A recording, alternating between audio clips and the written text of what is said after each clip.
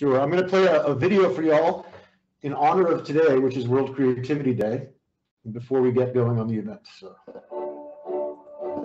can you see it?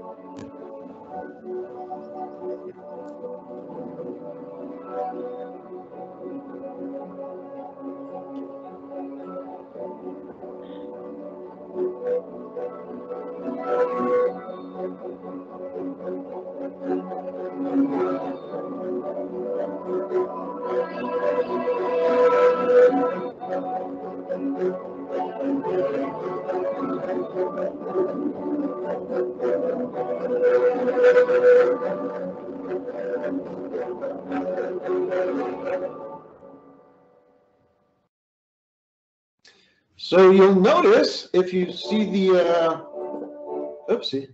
you'll notice if you look at that date that we ended on the screen that the past week has been World Creativity and Innovation Week, BoardWalk.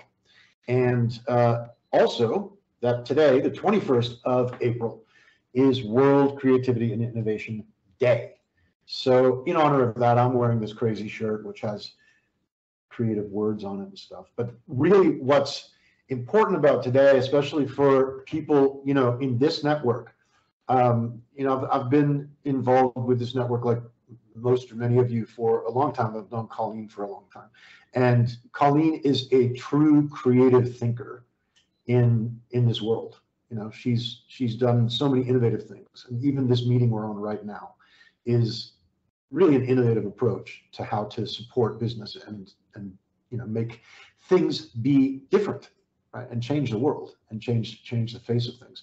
So today we're going to have a guest who is really appropriate to this topic of creativity and innovation. But before we introduce Pepe Marais, I would like to just take a couple of minutes to celebrate World Creativity and Innovation Day with you.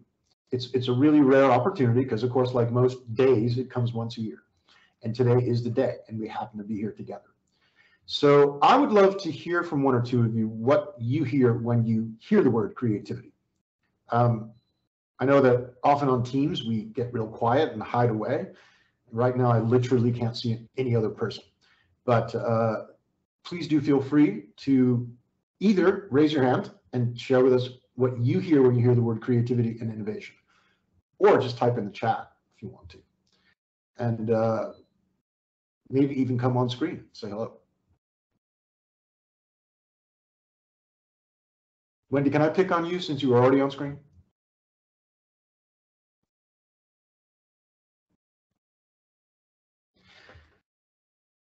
I'm on mute. Wendy, what do you think of when I say today's World Creativity and Innovation Day? What is first thing that comes to your mind?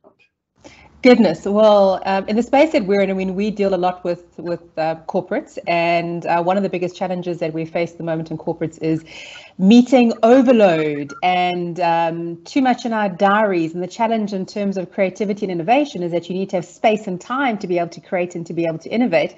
So if you're on back-to-back meetings and then in between those meetings trying to then actually do the actual work that you're meant to be doing while you're in meetings, you don't really have time to create and innovate. So I would say one thing that would come to mind is that we need to reconsider our ways of working. And it's something that I'm considering myself and saying that we are guiding companies to consider right now is, you know, how many meetings a day is healthy to have, at what times, and how do we create space to think? How do we create space to be able to innovate and to create, which is critical right now.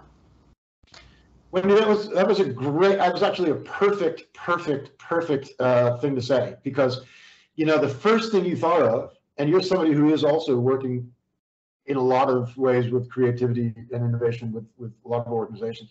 The first thing you thought of is what are the challenges to it, right? Yeah. Hi. Hello. Hello? Hello?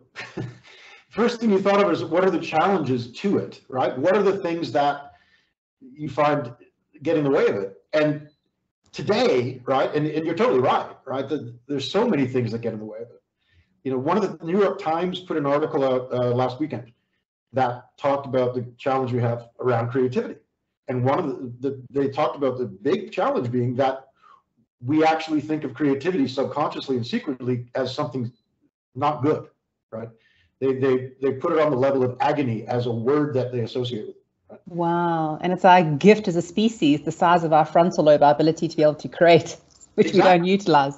Exactly. And next month, I'll be talking about that. So hope to see you all there. But it is today, just for this day, what I'd like to ask Wendy and all of you to not look at the problems and the challenges that face you around creativity, right? But to actually look at what Wendy just said, celebrating it as our gift, right?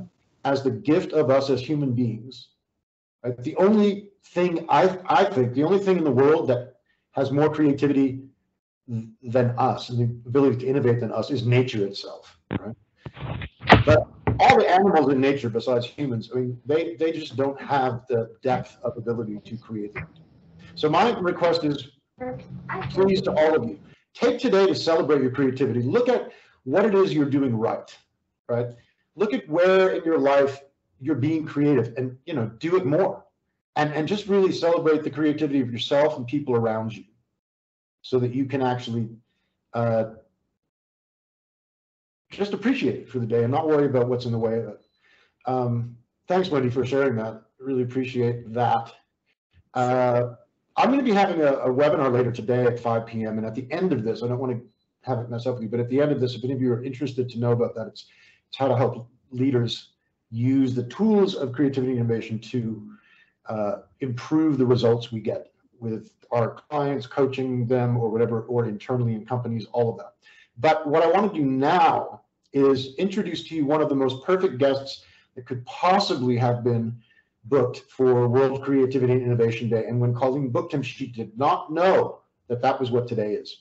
So really, you know, the world is speaking and creativity is making its own way forward because Pepe Marais is a creative, I don't know what the right word is. He is a creative master. He is the founding partner and integrated group chief creative officer. It's even in his job title, right? He's the group chief creative officer of brand and communication group Joe Public United. He is currently ranked the #1 creative leader in the South African advertising industry. He has a master's degree in purposeful organizational leadership, which will become important in about 30 seconds or so. He's a published author and recipient of the 2018 Sanlam Business Partners Entrepreneur of the Year Award for medium-sized business. And as the founder of Joe Public, he believes that Joe Public is at the beginning of what they set out to do, only the beginning, in terms of what they aspire to create. So if you read his bio, which you were all sent, you will see the word create, creativity, creative all over it. So Pepe Marais, by the way, serves on the board of SA Day, founder and chairman of One School at a Time, and also is a closet rock star, apparently. So without any further ado, I would like to introduce you to the topic. As I said, about to become apparent. He's an expert in purpose. He's going to talk about the purpose of purpose. Why do we need purpose and how do we get it, I think. Pepe Marais, thank you very much. Thank you for the introduction, Michael. I always, when the camera's on, I feel I'm going to blush when I hear all those accolades and all those beautiful words about me. And knowing that there's still so much more to do, but I also don't want to be overly humble. So thank you for the opportunity. It's uncanny that it falls on this day. I didn't realize myself. So I'm going to share my screen and then I'm just going to go through this presentation, which I prepared, and hopefully it's not too long and too long-winded. And then maybe there's even an opportunity for some questions and answers. Let me see.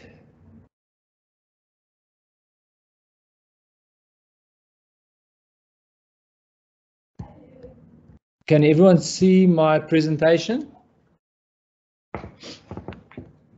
Yes, we can, Pepe. Yes, Pepe. So when I'm on presentation mode, I actually can't see the timeline. So I'm just going to talk through it.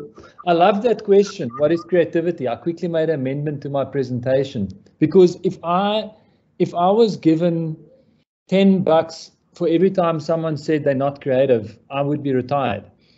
The amount of times I hear people say, yeah, but I'm not creative. And I always wonder, I'm like, mostly, if we fortunate enough, we can all make children, which is probably the most creative act on the planet, the creation of another human being. That almost makes us godlike. You know, we can create humans, and still we believe we're not creative. Or, you know, we all drew as children, and then somehow from the age of 5, the majority of people stopped drawing.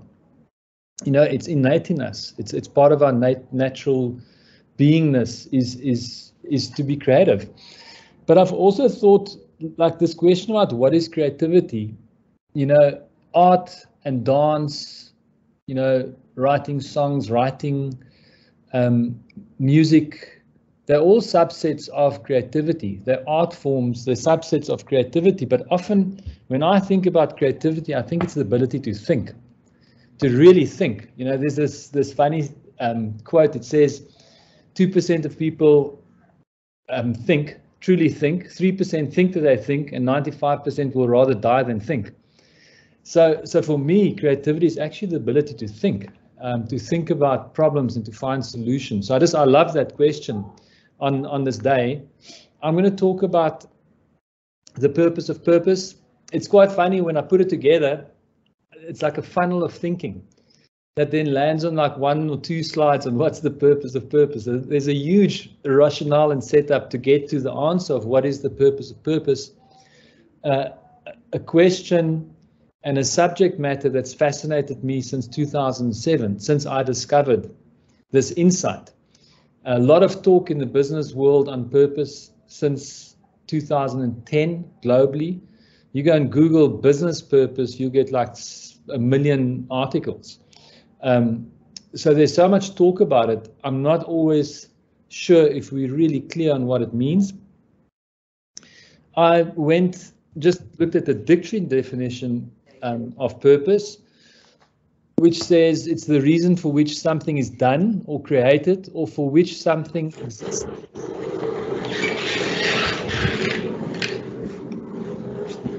Like the Boeing flying past there. So, thank you. So I kind of tweaked the dictionary definition, and I thought it could also be read as the reason for which I'm doing or creating what I'm doing or creating, or the reason for which I exist. That could also be a subset. What's the meaning of purpose? Or maybe it's just as simple as, what's my reason for being on this planet? You know, a very tough question, which I don't think we often ask ourselves.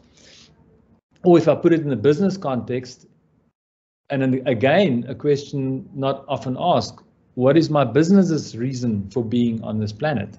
It's greater reason. You know, it's reason beyond the making of product, because often we think our purpose is what we're passionate about or what we make, or we very often think the purpose of business is just to make profit. So I've got this view at the moment, the world is upside down. I think it's been upside down forever. It's probably factually upside down. We're all most likely hanging upside down as I'm speaking. But the reason why I think it's upside down is because we've got this thing in business called the bottom line. It's called the bottom line, but we somehow have put it as the top of all our priorities. It's like this constant chase of numbers, you know, that's literally left the world poorer.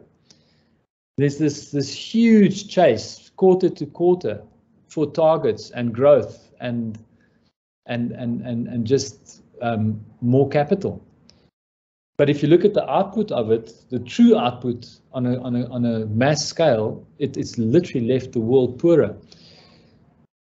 And then when you look back, I think in the early 70s, this gentleman, Milton Friedman, he actually won a Nobel Peace Prize for economics. And he really believed that businesses exist to make profit. And he advocated that very broadly.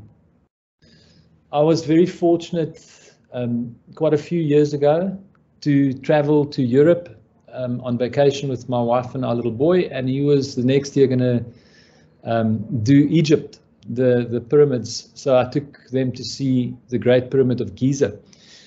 And I remember standing there. It's so fascinating when you see the pictures of it, you don't realize it's almost inside of Cairo. It always looks so idyllic in the middle of nowhere if you haven't been there, but if you've been there, it's like right smack bang. You throw a stone from it right into one of the main roads of Cairo.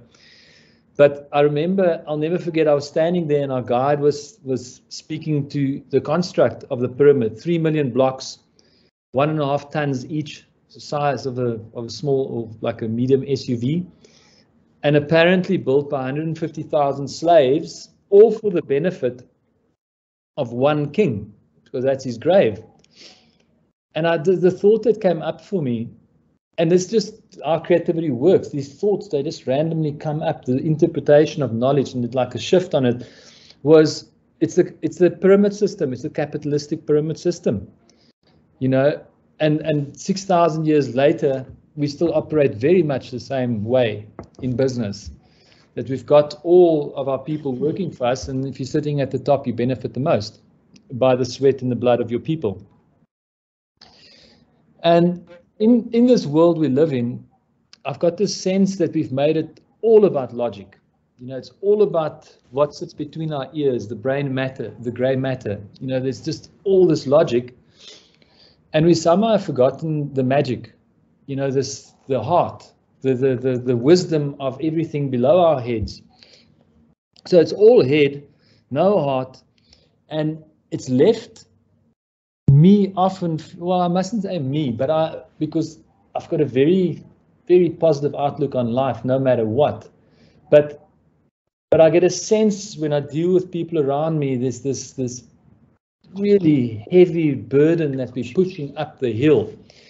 And if you see my physique, which is nothing like the guy in the picture, that rock is like really difficult to push. So we've got this sort of pressure on us, and then hence we come up with things like, hey, it's Friday, you know, and I can't wait for the weekend. We just work through the week to get to the weekend, work through the year to get to the holiday, you know. But what about every single day? And then to overlay over this context, which I think was pre-COVID already much in existence, came COVID-19, which is just crazy. But we now hopefully at the tail end of COVID, hopefully, and then we get all these other disasters, you know, like almost a third world war on the edge of it. The massive trauma that KwaZulu-Natal's been through again, second time in a year, you know, it's like, what's going on? But just in context of COVID, I started to think maybe this experience easier to teach us how to push the boundaries of our lives, maybe, you know, or maybe it's here to show humanity a new way. So maybe, and it's just a hypothesis, but maybe I'm just living in hope, but maybe it's here pushing us out of this head space more into this heart space.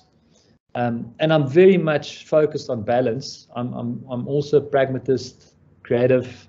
I am a capitalist. I'd like to, or I strive to be part of a more conscious capitalism system or capitalistic system, but I am still at the top of my own pyramid. But so I believe in balance. So I'm not saying no headspace, but to this 99.9% headspace move into this heart space. Sorry? And it reminds me of this act of the heart many years ago. I'm 54. I'm 50 at the moment, turning 54 this year. Did you get an email now? Sorry, I'm just, someone's microphone's on there. So basically, it reminds me of this act of the heart when I was 17. I fell in love with a girl at school, In fact, I was in love with her from standard 7, grade 9. And the only way I could connect with her, because she was English and I was Afrikaans, I couldn't speak a word of English, was this idea that just came from my heart, to draw a face on a chicken egg.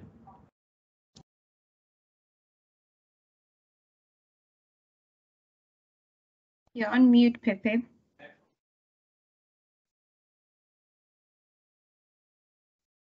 Thank you. How long have this thing went automatically on mute? I think someone muted me. Sorry. Maybe my presentation, please don't fall asleep and mute me. Okay, just shout out. I don't know what you missed. You were at the part of the egg. You were at the part of the egg. Fantastic.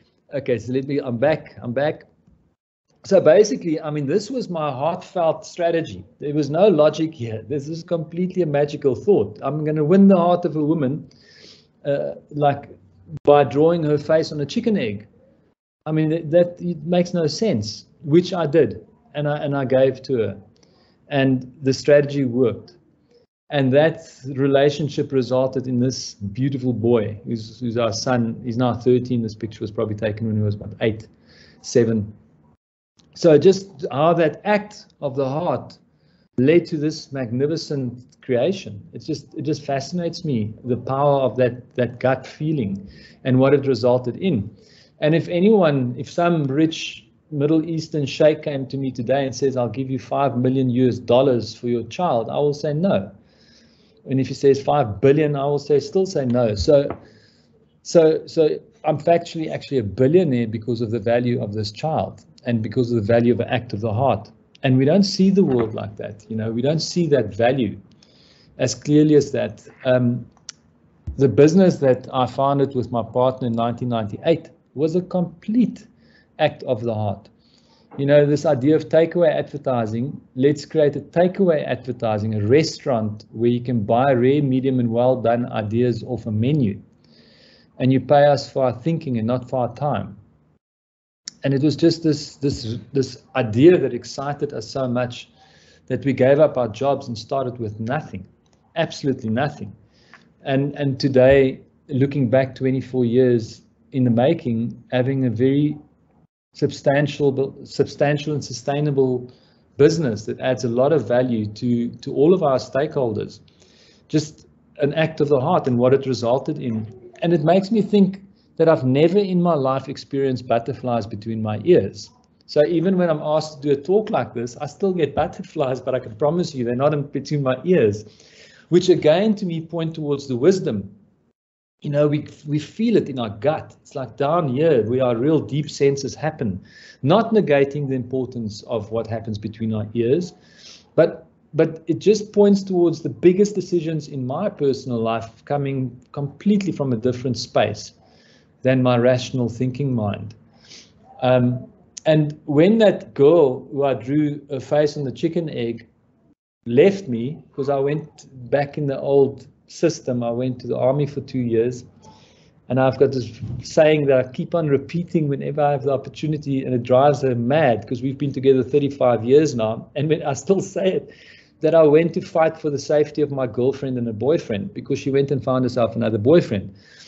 And the heartache that I felt in that moment was severe. I mean, it was a true heartache that I experienced, and Panado couldn't cure it. So the GP's choice wouldn't work. So it's just some context in terms of the world we live in, the way we operate, the way we're so mind-based, head-based. I learned mind to me is actually the entire body, more head-based than heart-based. But when we're head and heart-based, we actually become mind-based. And then I'm very conscious that we all have our personal stories. I want to quickly take you to give you some context because I want to take you down this funnel to how significant this discovery was in my life at the age of 38. And we all have these very interesting stories.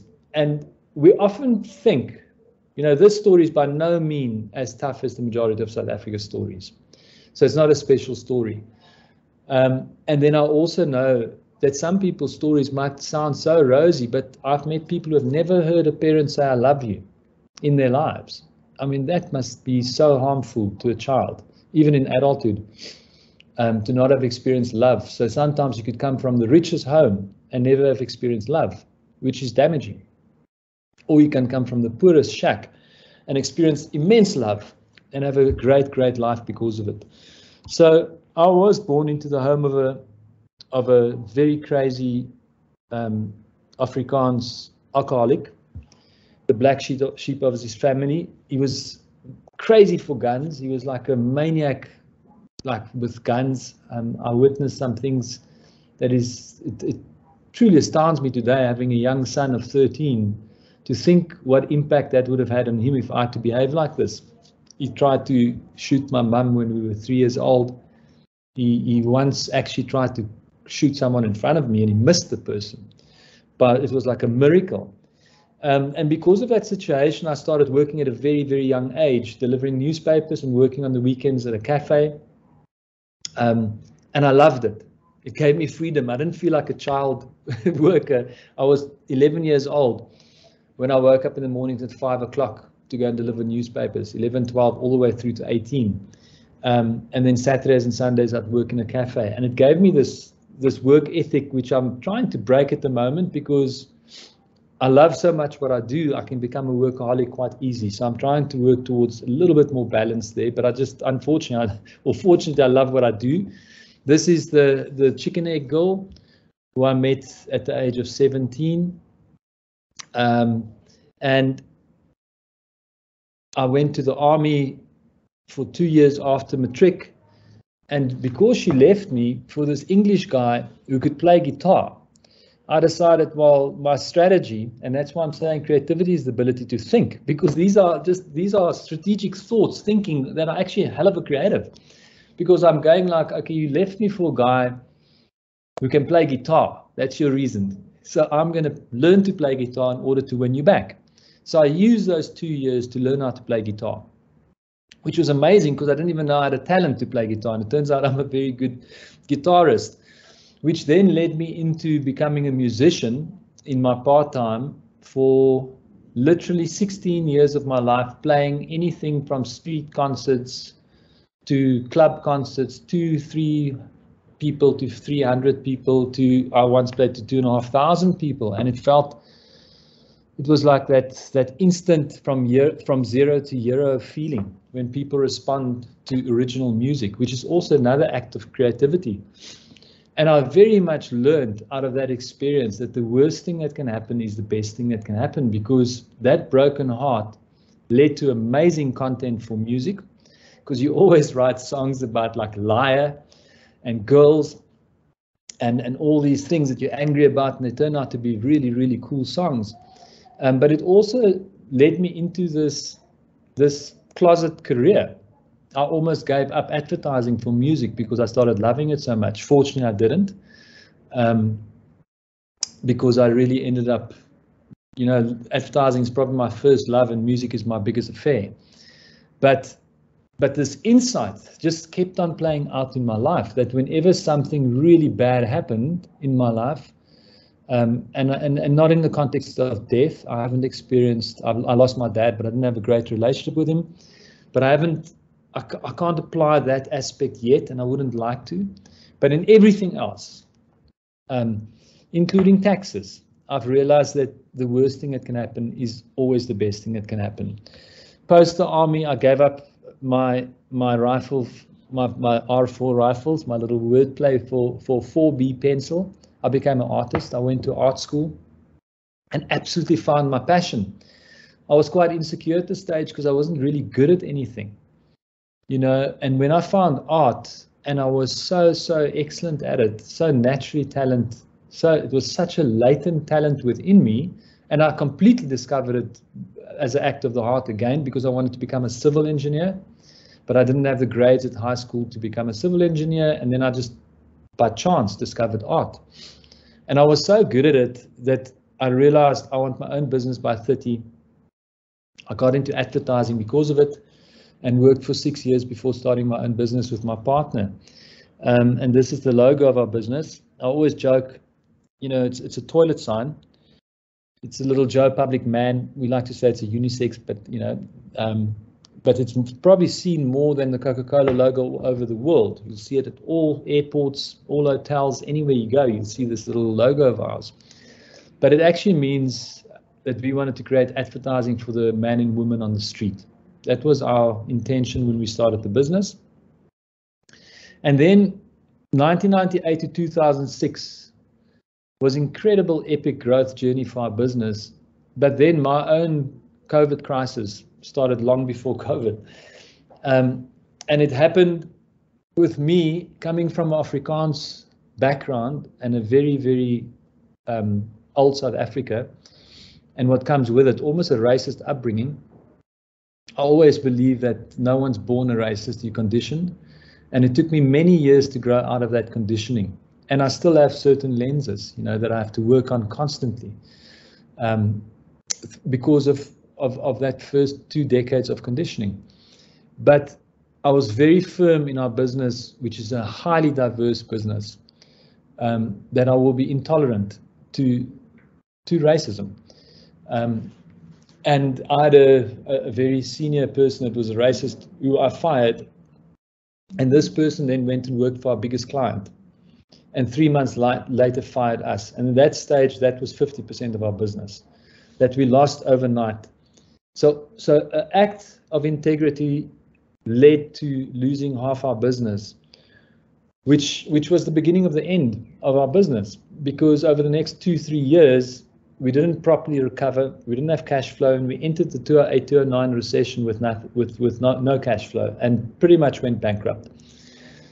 And for me, at that stage, having built my life and coming from lesser means than most of my peers, very much driven by money, and my business to want to make money, as passionate as I was about what I was doing, my intention was to become rich. And to lose everything in my late 30s that I worked for my entire life, because I worked from the age of 12 with this intention of becoming rich, really put me into turmoil. And I went on a deep, deep introspection. And through that introspection, I did something, and I don't know today why I did it, but I measured. I'm a big measurer. I really believe when you measure, you become conscious. It's not always about just the improvement. It's about real consciousness about where I'm at. And I actually measured my life. And it was hard. A lot of them were soft, but some were quite hard measures. So I measured my health. I was very unhealthy.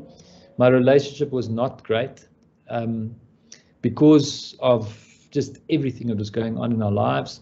The business just failed. And financially, I was not achieving what I wanted to achieve. I always aspired to have my own yacht at the age of 50, and I couldn't even afford a rubber duck. So it was like it was a really, really dark period of my life, to face my life and to see that all my talent and all my hard work didn't result in anything significant.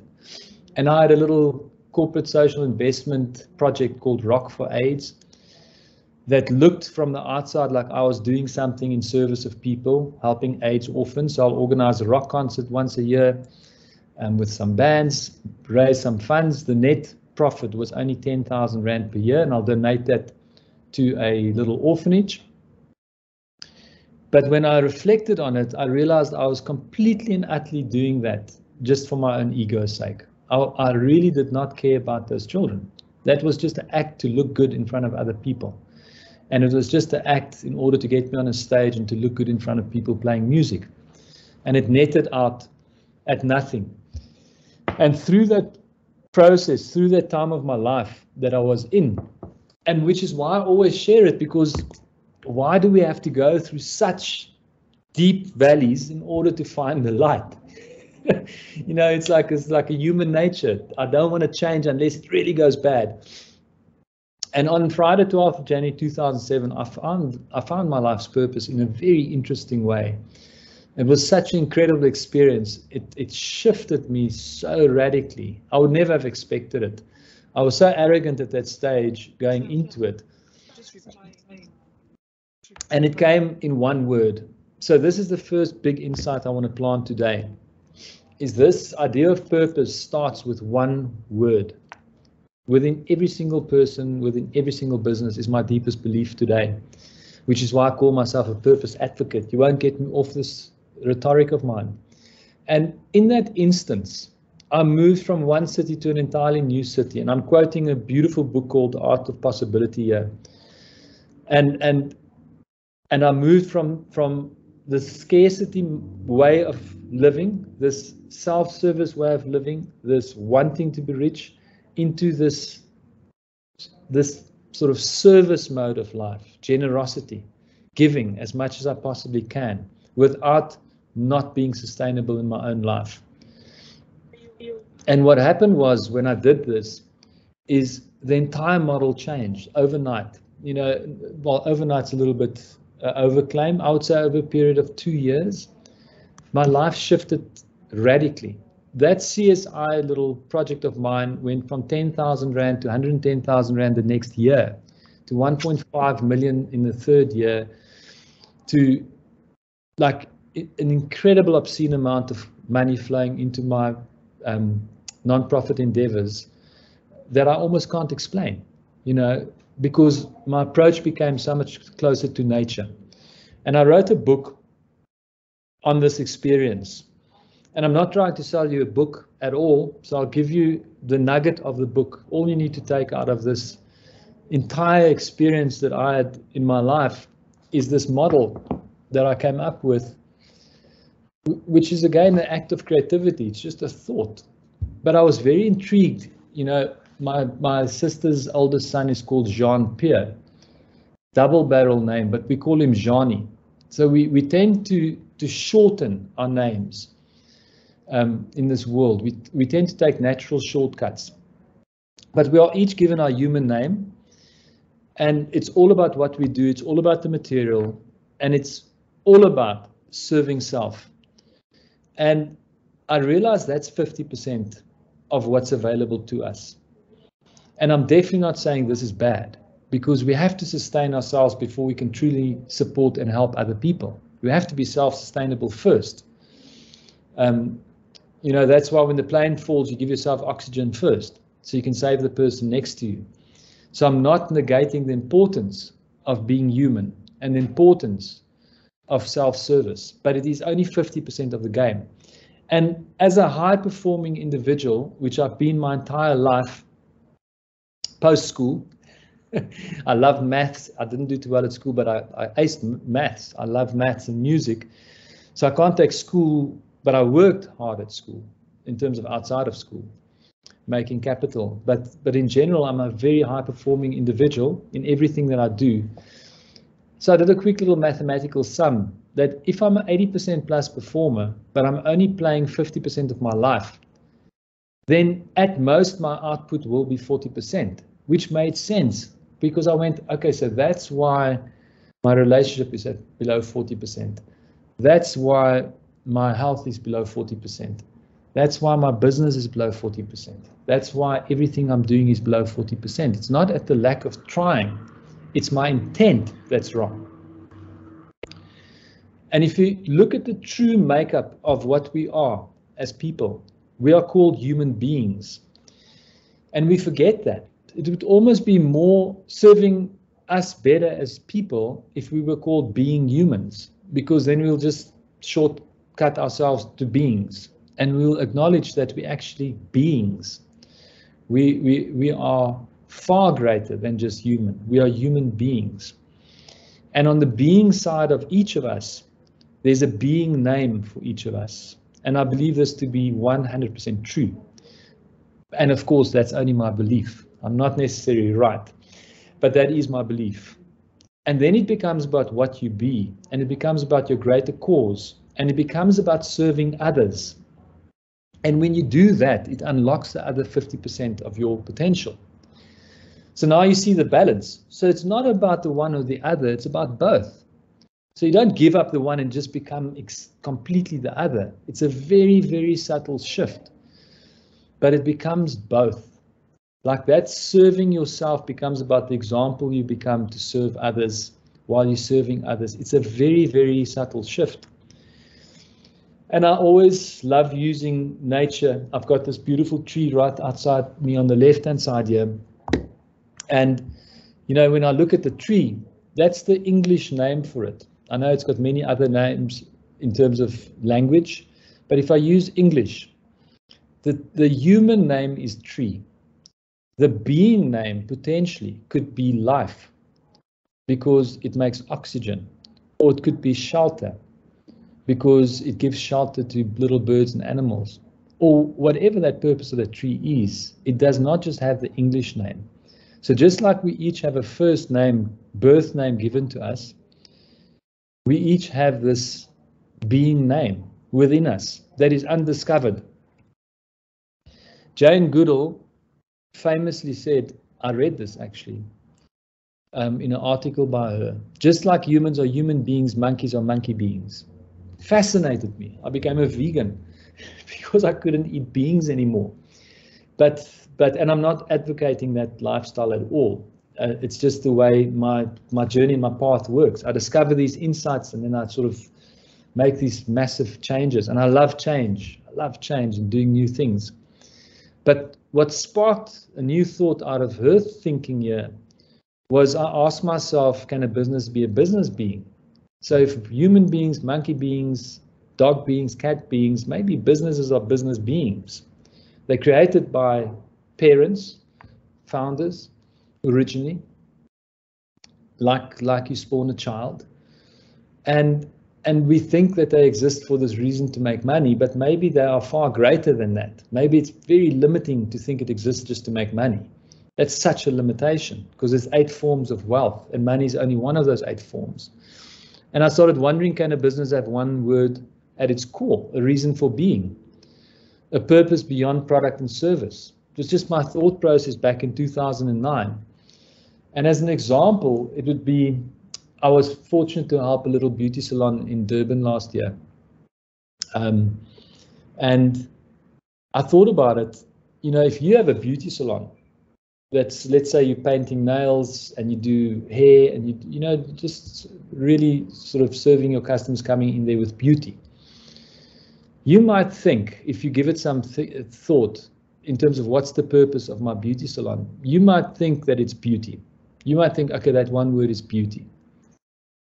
But if you dig a little bit deeper, you know, beauty is skin deep, they say. So let's say you dig a bit deeper, you might realize, and it's just a sort of example, so it's not, it could be anything. But for the sake of the example, you might realize that often your customers come in when they're not feeling great about themselves. And when they leave, they feel like $1 million. So you might realize your business is in the business of self-esteem. And you realize the purpose of your business is self-esteem. And now when you start building a narrative around self-esteem and not just beauty, you might find that people work there are more attracted to working at your business because you've got a bigger purpose here. You're helping people with self-esteem. So it's just an example of this different layer that purpose brings. So we did the same. I developed a process. I started with our business and discovered the one word at the core of our business is growth, which at face value, you might think is very obvious. Of course, businesses want to grow. The question that I really started becoming interested in is that the one word almost gives you insight to the true purpose. Without, it's like the chicken and the egg. Without the one word, you can't define the real purpose. It's a starting point. But I'll do a little exercise and I won't ask for participation in the interest of time. I can see I'm going a little bit long here. But if I take the color, if I say the color red, just think in your mind, and you can even type it into the comment box. Just think what comes up for you and look at that comment box. So if I say the color red, what visual comes up in your mind? And you'll probably find some people will say apple, love, others would say robot, fire engine, passion, anger. So you get all these different interpretations of one word. So it's so critical in the search for purpose that the word gets clearly defined. Definition of our word, of our business, is to be the fertile soil that serves the growth of our people, our clients, and our country. And we realized through this ecosystem of growth that the more we grow our people, the more they grow the product of our business. The better the product of our business, the more that assists our clients to grow.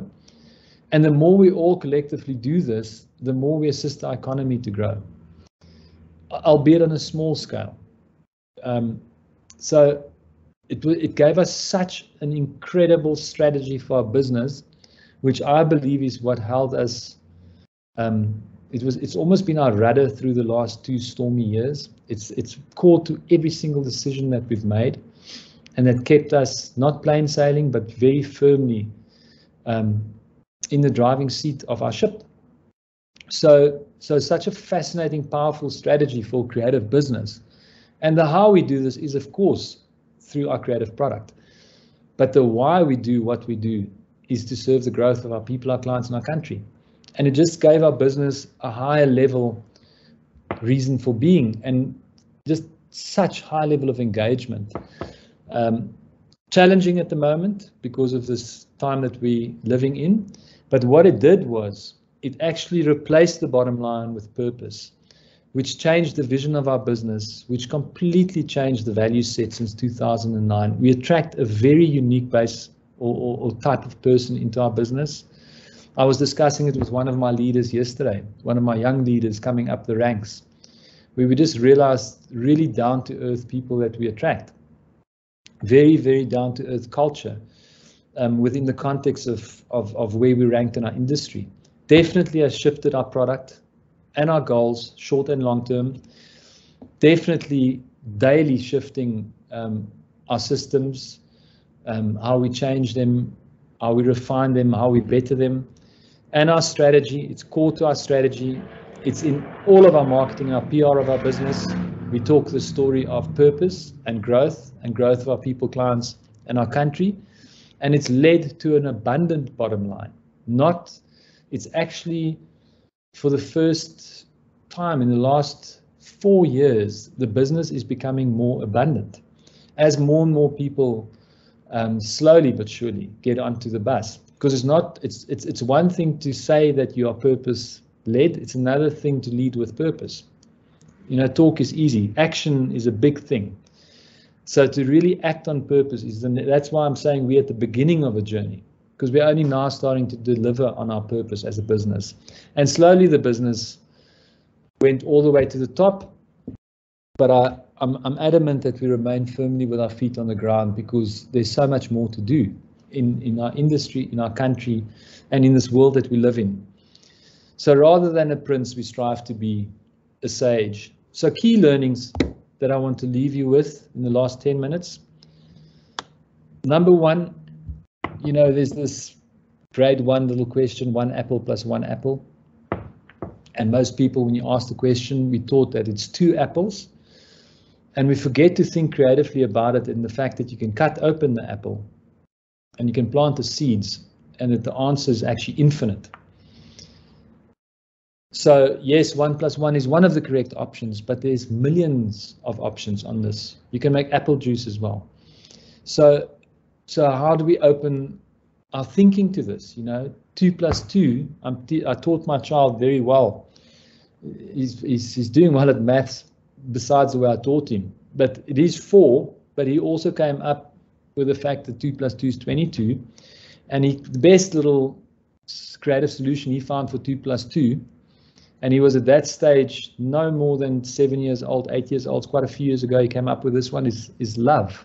2 plus 2 is love, Dad. If you put them like this, it's love.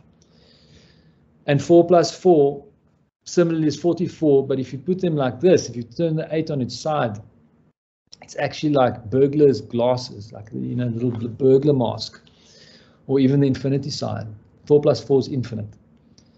And it's just to shift our mind outside of the traditional way of thinking. So the first learning I want to share that I'm working with at the moment, and I've got so much more to learn and to grow. I'm so far from I just see it's an infinite process, because we've got so much capacity as human beings. In life and business, there's more than one answer to any given question. So the way we've been running businesses, it should be dead. It's archaic.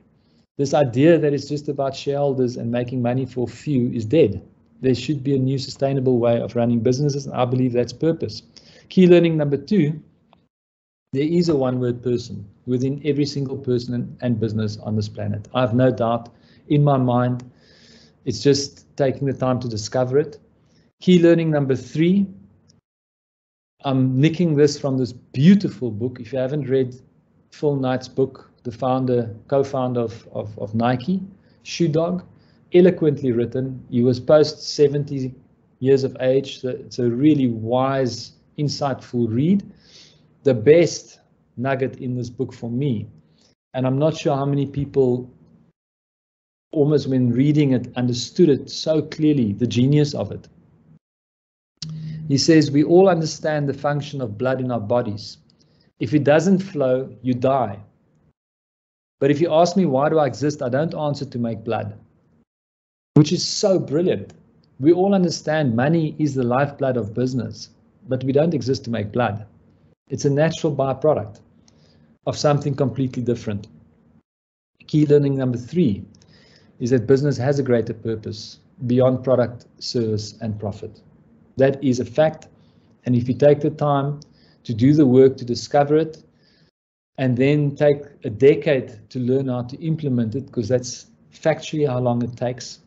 It's not an easy thing to live, but when you start implementing, you will truly start tasting success, which is so much broader than just money. You know, business should be measured in the engagement and the happiness and the growth of your people, and the excellence of your product, and the happiness of your customers and the value added to them. And of course your bottom line and the value add to society. There should be like a mean score that measures the growth of the business, not just the one-dimensional bottom line growth that we show to our shareholders. Key learning number 4, out of the 41,000 listed organizations in the world, there are hardly any with absolute clarity on what they stand for. It's fascinating. I went to look around to dig a bit deeper to see how many businesses actually do know what they stand for. Volvo definitely does. In my next couple of years, I'm going to really research this and put data behind it to see how many people really know what Volvo stands for externally, outside of the business. And if you're clear outside of a business, imagine how clear you are inside of a business. This brand stands for safety, to make life easier, better, and safer for everyone. And you see it in their communication, and you experience it in their product. Woolworths, founded in the 1930s, absolutely. I'm almost certain 15 out of 20 people will know exactly what this brand stands for, which is quality. And the original founder's statement was to provide customers with superior quality products and at reasonable prices. I mean, you can debate the reasonable prices. I know they're busy working on that because Checkers is eating their market share. But that brand truly does stand for quality. But if I look for any other South African brand and try and identify what they stand for, I don't know. So there's such a huge opportunity for brands and businesses to do the work to find out what they stand for and to start living that and communicating that internally and externally. Massive, massive opportunity because no one's doing it. And it is a massive competitive advantage. Key learning number 4, business purpose can be a critical competitive advantage to any organization. I've seen that in our small industry. It's a micro industry. It's got about 6,000 people in this industry in total, about 60, 70 billion rand industry. But I've seen this become a competitive advantage the more and more we implement our purpose. And there's a lot more work to do there. Key learning number 5 is that purpose drives key strategic decisions on everything we do. It inspires innovation, innovative thinking. It really inspires, it demands it. And it informs all elements of marketing and communication. It's fascinating. It is truly like a massive business and life driver. It gets you beyond this quarter-to-quarter financial thinking approach into quarter-of-a-century thinking. I just heard in the last couple of weeks that in the US business, the average lifespan of a business used to be 60 years. It's down to 18. Businesses are not sustaining. They're built for the short term. And that's just crazy. that we can't lead sustainably and we can't grow businesses sustainably. It would be the saddest thing in my life if our business did not exist after we move on from it. So for me, purpose is at the heart of sustainable businesses. It is the silver bullet for sustainable business approach. And then the question that I posed front, and that's why I said it's going to be like a full stop on the presentation. But what's the purpose of purpose? What is the purpose of purpose? I think due to its clarity, it puts anxiety to bed. It's done it in my personal life and in my business life. That sense of clarity brings so much to the table. It really brings harmony to the table. It's not as harmonious as it should be at the moment, and I do make a little bit of excuse there. I think we're in a very challenging state still at the tail end of COVID and everything that's going on around us.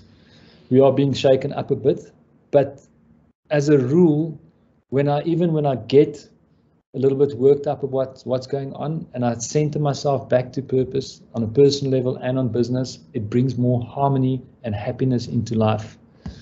So if you are seeking happiness in your business life and in your personal life, I would recommend this.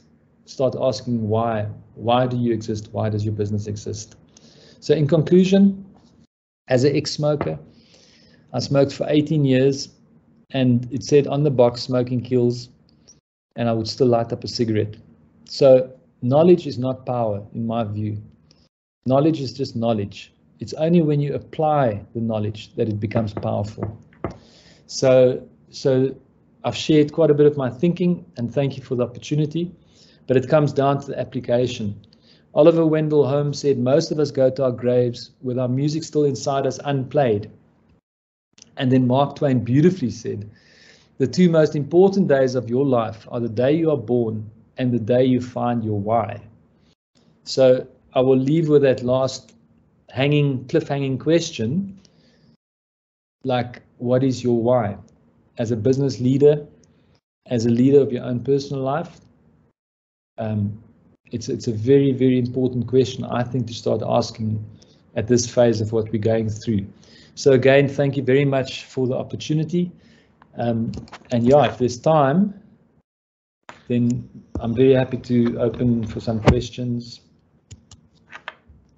Pepe, thank you so much. That was incredible. There is time, and you're sharing me. Stop sharing me. You can see yourself. Yeah. That was a great presentation. Thank you so much. There is time for questions. Actually, we have, if we wanted to, we have up to an hour on the schedule. So if anybody, oh, there we go. There's a question already. I have some prepared as well. So fantastic. Go ahead, Rebecca. Sure. Pepe, can you just go back to your book? I just want to see the title of the book. I didn't catch that. Oh, look, you're selling your book even without selling it. That's. I'm going to grab it quickly. Was that the only question, Rebecca? Yep. Thank you very much. And really great presentation. Thanks. Right? Beautiful. It's always good to start with a love story, you know? So while Pepe's looking for that, please do put up your hand if you'd like to ask a question. It is really amazing, Pepe, that I'm also turning 54 next week. So thanks for making me feel a little bit younger, because the energy you brought to all this was just incredible. Oh, there's me again. Did you get that? Ray, best way to get the book there? Yeah, quickly, the book is called Growing Greatness, A Journey Towards Personal and Business Mastery. And I don't know if you know this, but a child will ask on average 128 questions a day, and an adult only 9. So it makes the difference in the growth trajectory of a child to an adult 119 questions a day. So, which is fascinating. You know, like when I climbed Kilimanjaro in 2010 with my wife and some friends, incredible experience. And when I spoke at schools to young kids about it, they asked, what do you do with a poo? Which is like a question you'll never get from an adult, but it's quite a question that puts you like where did that come from? So yeah, so just fascinating. So if there's any questions, please do ask. Well, while we wait for others, I do have a couple of questions. First of all, your first tip right at the end, you talked about having more than one answer, and you've just kind of started to answer the question yourself. What that speaks to is the concept of curiosity, right? Curiosity is sometimes defined as looking for more answers even when you have the answer. Right at the beginning of the presentation, Wendy shared her thoughts about creativity and said, we've struggled so much in, especially the business world, to have time to think about how do I take time to be creative. Maybe what Wendy's point was, if you think about it, is where the time really lacks is, okay, I got an answer, let's move on, right? I found that one answer, so that's good enough, right? Whereas we know as people that deal with creativity professionally, you need to look for other options because your first answer might often be biased, right, towards your own perspective. You're not looking outside of the way you usually do things. So, oh goodness, I thought that was off. So my question, Pepe, would be, how can everybody here apply this idea of finding more than one answer in their busy lives? How do we help them, actually take the time to not stop at the first answer when everybody's pressuring them for an answer? Yeah, so I'm going to be slightly, what's that word? I can't think of the word now because it's not like I'm living this. This answer is not something I've completely put in practice. So two things come to mind. I do apply within my creative department Nancy Klein's time to think practice. So we do thinking circles within our business, because when you have a room of, let's say, 4, 5, 6, 7 people, and some of them are young and some of them are more older, some of them have more sort of accolades, so they've got more self-confidence, some has more experience, you find that the experienced people tend to speak the quickest and have the quick solutions and have the most to say. And often the younger thinkers don't have anything to say. So my first answer would be to be open to more people's views. And again, that's why I'm saying this is something I'm practicing, putting to practice at the moment, because I've got I'm a fast thinker, solutioneer, and sometimes the world moves so fast that I have to force myself to get other people's input and be open to the input. So definitely diverse, different people around me improves our output as a department. Absolutely. And in fact, it makes me think now that that's why all the accolades and being ranked #1 in my industry, it's completely the product of the people around me, not mine. There's some of my thinking and steering in there, probably at most 10%, but 90% of my achievement is by the grace of the people around me. So that again points towards the power of collective thinking and finding solutions as a collection that's all on the same page. So that's the one side of it. The other side is definitely the lack of time. And we are all struggling to figure out how to deal with it.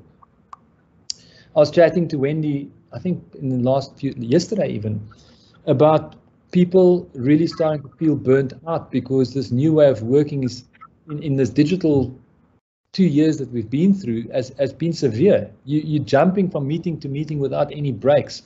We've actually just reproduced our half-an-hour meetings to 25 minutes and our hour meetings to 50 minutes, and we're enforcing it to give those 10 minutes little gaps for people just to breathe.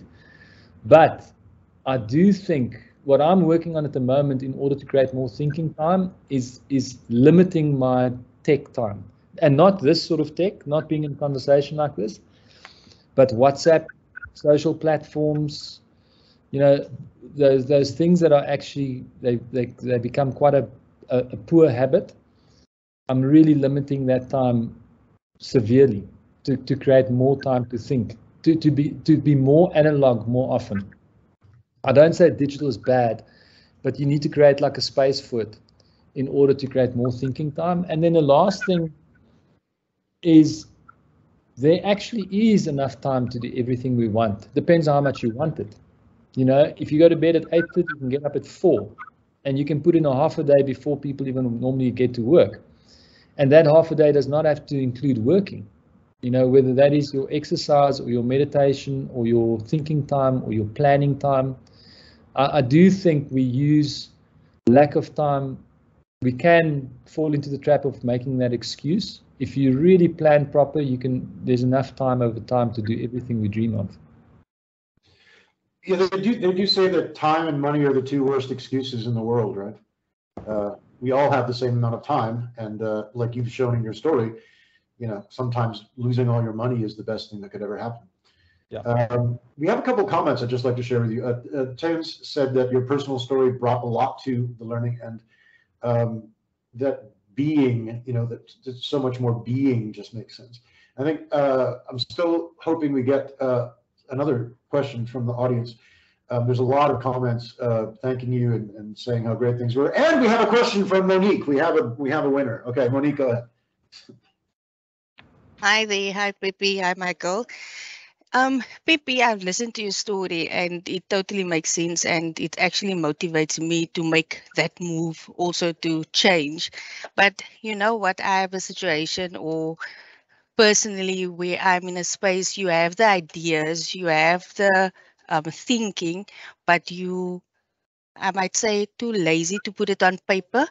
Like, for instance, a simple example, my parents, they stay in the UK, but their house is here and still in South Africa, and they're renting it out, so I'm doing the work. So I had this idea of maybe opening the house as a bed and breakfast, and the yard space is good enough to do, you know, in a L-shaped, different small apartments. And when I spoken to my dad saying this idea I come with, where they can have an income on their retirement days, he said, okay, but put it on paper and discuss it with your brother and bring it up. And that's where I just drew the line and thought, no, I'm not going to go into that. How am I going to put it in words? And that's the part where I lose the interest, where I know it can become successful, but I don't have the time or the energy to put it on paper. What would you suggest in that thinking? Yeah. So again, I'm so aware that anything I say, I've also now learned we can't give each other advice. You know, my advice will not necessarily be right for you. That's why I love Nancy Klein so much. She says, I won't say it verbatim, but the thought is the mind that holds the question as the key to unlock the answer. So I'm coming from that point of view. But what I do find interesting, what I've experienced for a very long time, pre my big turning point at the age of 38, is we are very afraid to put our thinking black on white, because once we do that, it almost becomes like a little bit of an unconscious contract. And then once we don't deliver on it, it perpetuates this feeling of not being good enough, because inherent in many of us is a sense of not being good enough. We don't talk about it. We always put on a brave face that life is good. But when you go and dig a bit deeper, we realize that we all got a sense of we're not good enough when we are actually built to be great. So just be mindful that that is a natural averseness to success. I don't know why it's within us. Because what I started to do post 2008 within our business, we created a tool, and I was instrumental to it, which we call the Joe Grow, where we get people to design their own stretch goals on a business level and a personal level. So if someone says, okay, on a personal level, I want to lose 10 kilograms, you'll find that on their Joe Grow. And I found it took quite a few years to get people to really buy into this. And also the measurement, we dropped to 0, because we realized when we measure people out of 100 and they get like 50%, they feel not good enough. But when you measure out of a 0, you get 50% room for growth, which is, it's just a reframing of like a performance management tool. But in the beginning, I found such averseness to it because we're afraid to put down black on white because of that contract we're making with ourselves. and we expose ourselves almost for I don't want to be too critical, but it's like a sense of like a laziness, like a responsibility. So I would really advise to push yourself to put it on paper. And you'll find some insights when you start putting it on paper, because you have to now suddenly think it through. You have to think through, okay, what will be my sort of, how many people will book it per month? Will my occupation rate be 50% or 25% if I'm realistic? You know, and what can I charge per room? And what's that real income that comes in when I deduct all the washing and the extra cleaning staff, etc., etc. And you might find it's not viable to do it in the first place, or you might find it's super viable to do. So it becomes like a real beautiful exercise in creativity, because you're creating now a small business enterprise. I'm not big on business plans, I must be honest, because I think it holds us back. I always say if you want to start a business, just start it. But if the requirement from your dad, who's the owner of the asset, is to do a little bit of work and get a bit of input, then do it. And just be conscious that when you feel you don't want to do it, it is almost that natural humanness of us to not step into that responsibility of this opportunity. So much, that really helped. And we've got a line forming, Pepe. So you know how it works. Once the first person speaks up, then everybody starts to want to ask what they really are thinking. So all of you, you know, we will run out of time eventually. So if you do have questions brewing, don't be shy. Do put your hand up and ask. So Asmita, I think you were next. Thank you. Yes, morning. Thank you. I know you've asked us this question about like, what is your purpose? And most of the time, people find their purpose when the universe hits them and they go through like a complete low in life. But say you cruising through life, everything's great, and you just want to sit back, or even like if your team asks you, or you ask your team, what's their purpose? Most people just go blank. They actually don't know how to find out what it is. Would you by any chance have any tools or anything practical that one could apply to find, so to say, to figure out what your purpose is? It is quite a deep question, and you would really need to go within yourself. But I find that sometimes some people have tools or tricks or tips that can just sort of guide you to finding it. That's a good question. You know, it's so interesting because I think if we're on the fortunate, the privileged side of the line of our country, I mean, it's fascinating. Like 1% of South Africans earn 57% of all the capital in the country. 19% earns 26% of all the capital, and 80% live off only 7% of all the capital available in the country. It's actually quite frightening as a statistic. So I would assume that the majority, if not everyone in this discussion, is in the top 20%, if not in the even closer to the top 1%. So hence we get into that trap that life is good. You know, prior to my big turning point in 2008, I rated my relationship 8 out of 10 because I was unconscious of how bad it was. I just pretended it was great. I was unconscious of how much better my business could be. So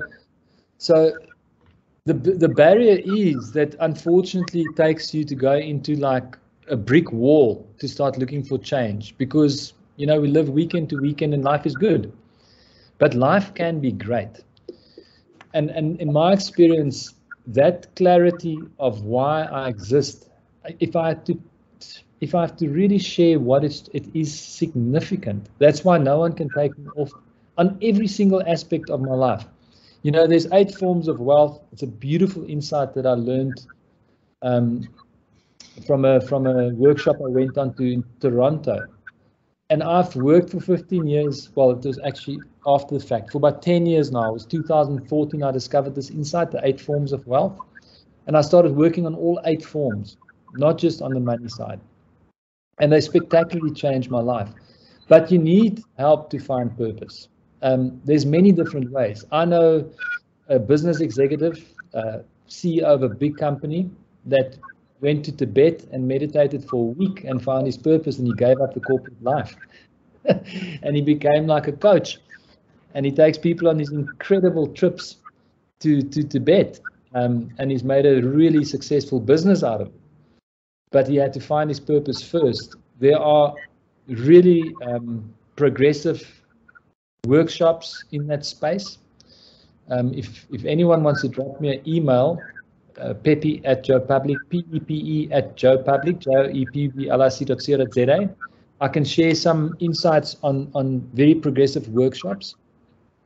I have found, so just in terms of finding purpose, you know, I started also assisting our people that work with us at a very simplistic level to start engaging with this idea that you have one root word at your core that can guide your life. And I've seen a significant shift even at a very shallow level, because I still think if you really want to find your greater purpose, it's hard work.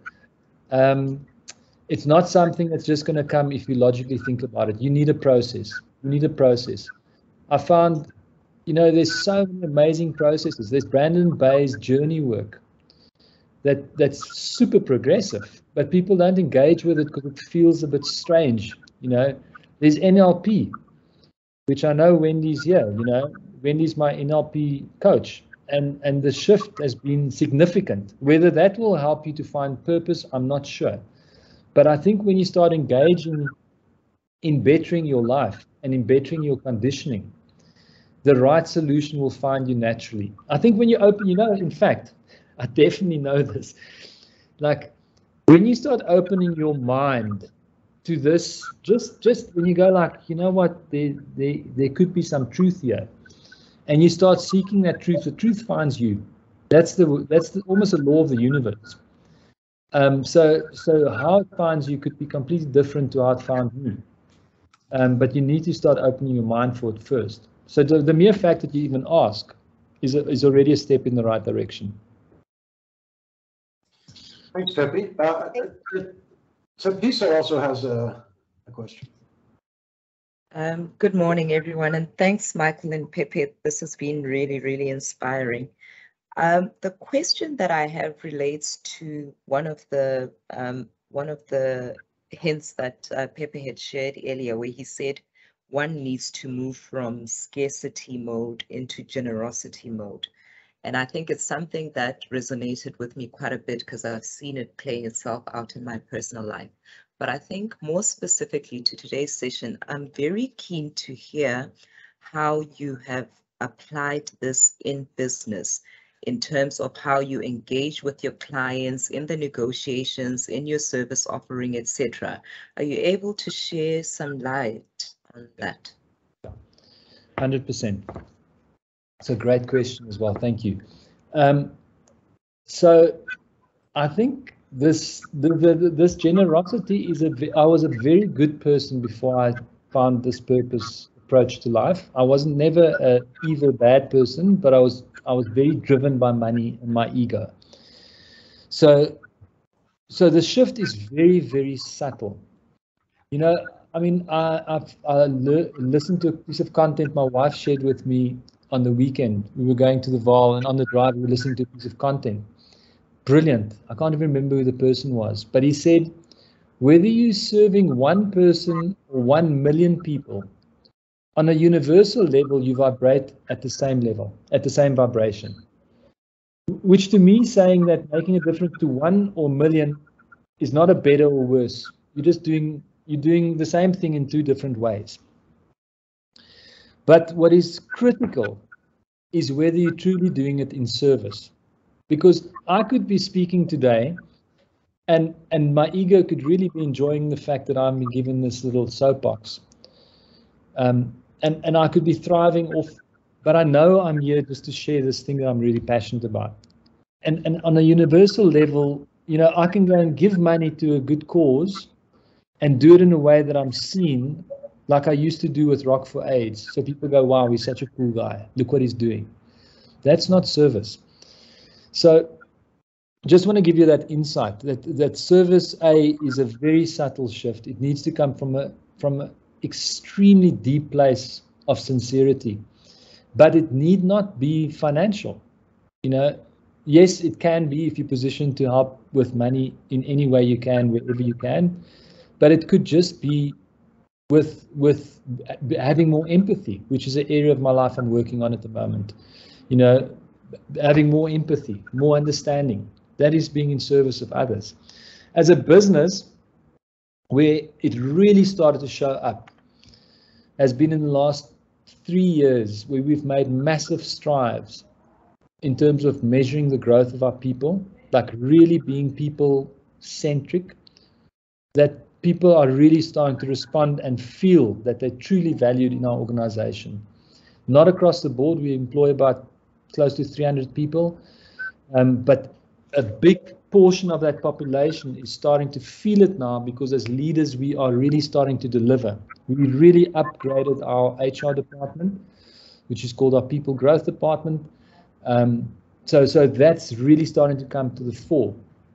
In terms of client service, which is a drive just to improvement of product, where we've really served our client in the lockdown. One of our biggest clients lost all their revenue. We worked for free for about 6 months. We didn't charge them a cent. We learned through the 2008-2009 recession to hoard a lot of cash. So our business is very cash flush, and we could get through this 2-year period, that first year particularly, and we worked on one client for free.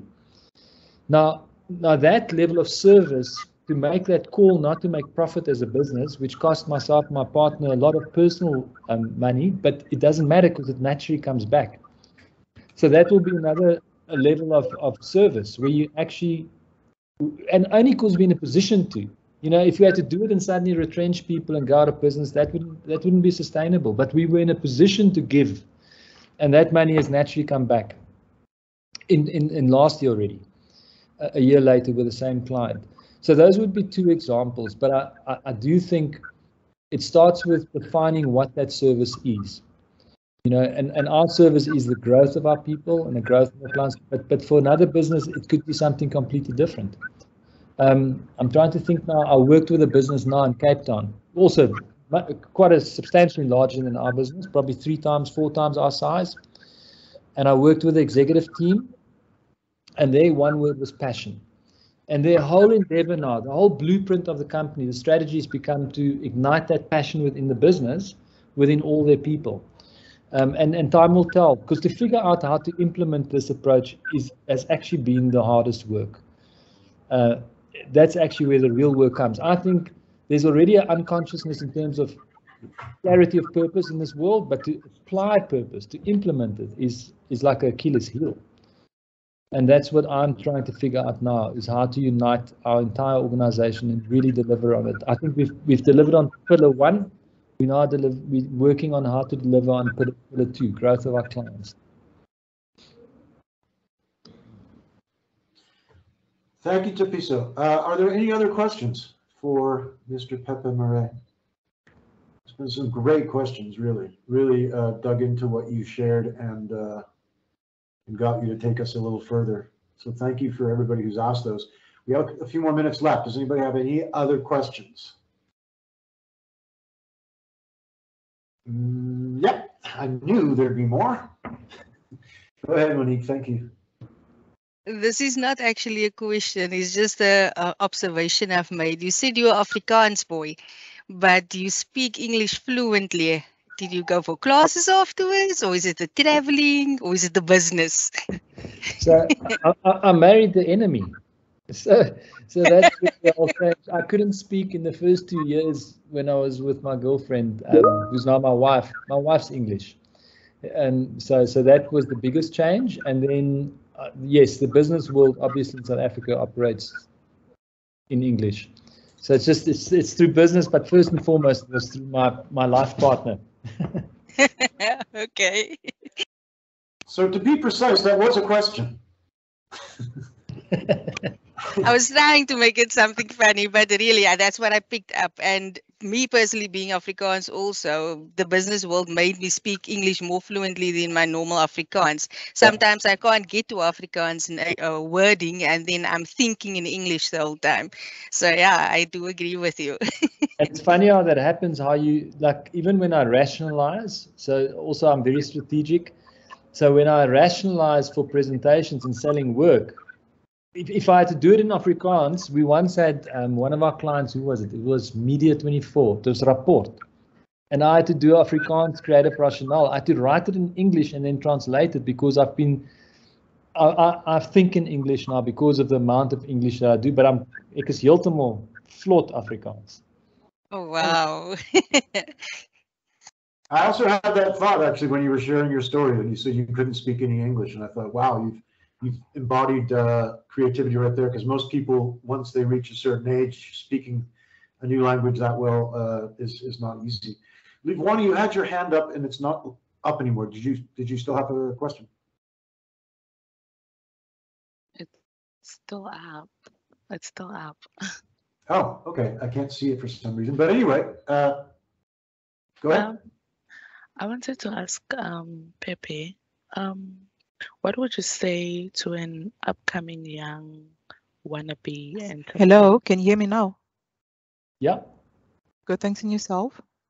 Sorry, I was speaking. You're speaking to me? Okay. Good, thanks. And I yourself? think you say. You got.